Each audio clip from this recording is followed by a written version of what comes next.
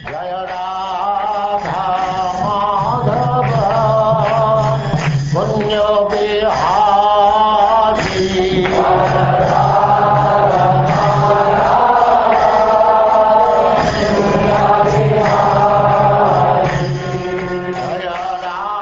And now chapter 12, conversation between Maharaj Rahugana and Jad Bharat.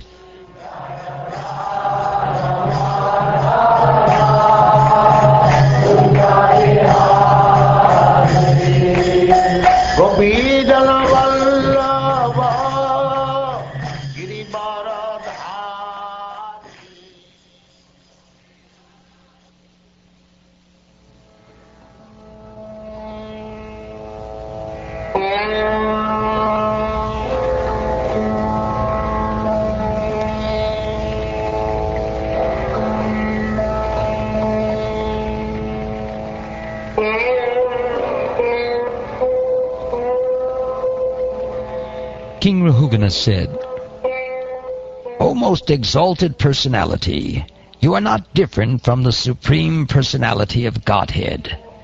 By the influence of your true self, all kinds of contradiction in the Shastras have been removed. In the dress of a friend of a Brahmin, you are hiding your transcendental blissful position.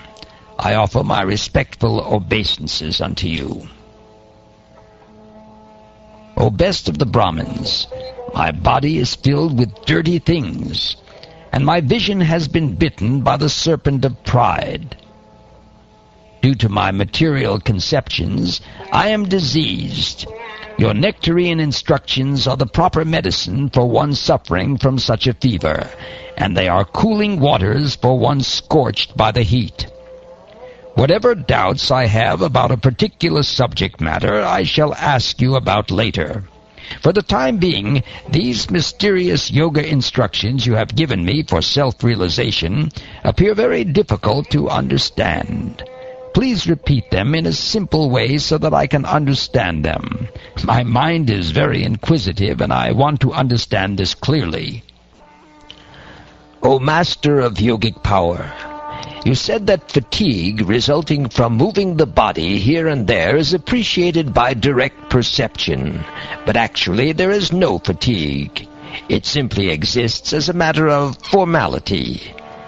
By such inquiries and answers, no one can come to the conclusion of the absolute truth. Because of your presentation of this statement, my mind is a little disturbed. The self-realized Brahmin Jad Bharat said, among the various material combinations and permutations, there are various forms and earthly transformations. For some reason, these move on the surface of the earth and are called palanquin carriers. Those material transformations which do not move are gross material objects like stones. In any case, the material body is made of earth and stone in the form of feet, ankles, calves, knees, thighs, torso, throat, and head. Upon the shoulders is the wooden palanquin, and within the palanquin is the so-called King of Sovira.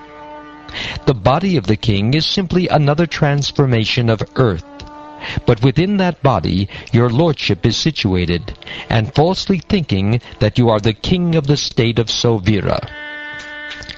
It is a fact, however, that these innocent people, carrying your palanquin without payment, are certainly suffering due to this injustice.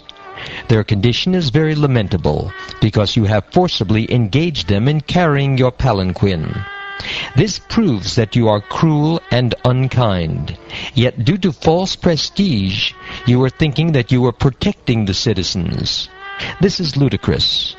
You are such a fool that you could not have been adored as a great man in an assembly of persons advanced in knowledge.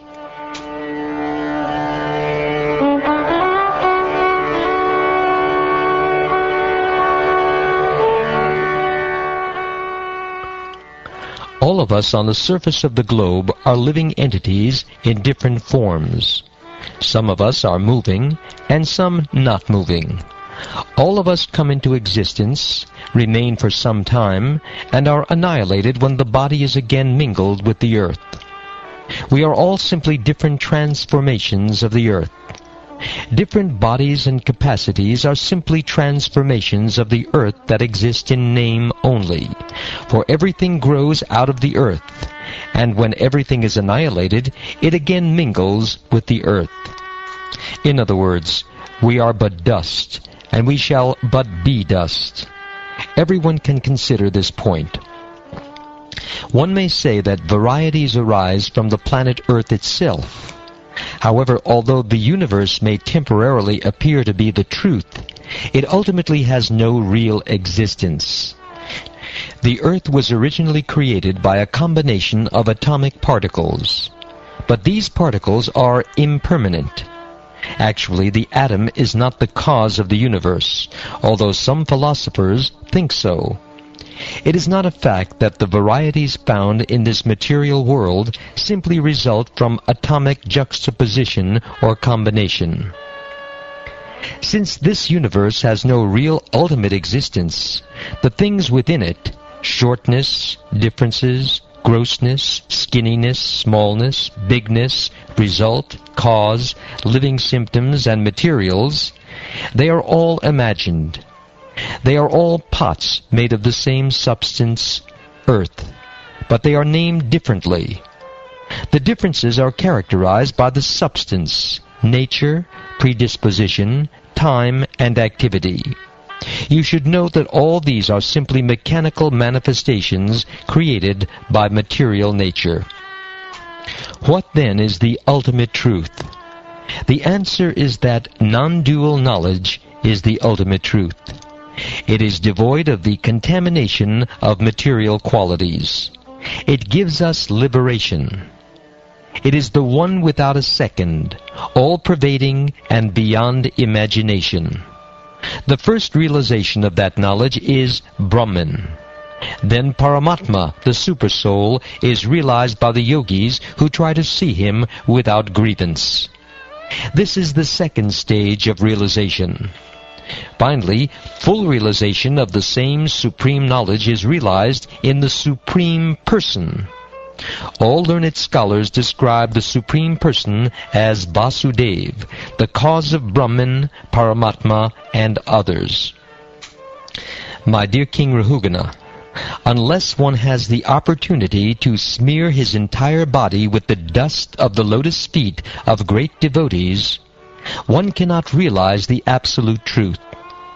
One cannot realize the absolute truth simply by observing celibacy or brahmacharya, strictly following the rules and regulations of householder life, leaving home as a vanaprastha, accepting sannyas or undergoing severe penances in winter by keeping oneself submerged in water or surrounding oneself in summer by fire and the scorching heat of the sun.